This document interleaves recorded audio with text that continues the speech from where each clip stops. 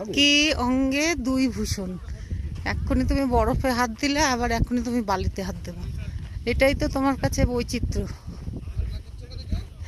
যে কিছুক্ষণ আগে, বেশি না, তার মধ্যেই তুমি দুটো জিনিসের স্পর্শ করছো।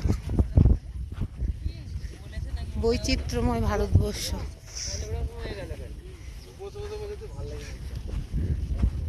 পুরো ডিপ আছে বালিটার, অনেকটা করে হচ্ছে। প্রচুর বাঙালি পর্যটক এসেছে লাদাখ ঘুরতে, তাদের বাংলা কথোপকথন শুনতে পাচ্ছি।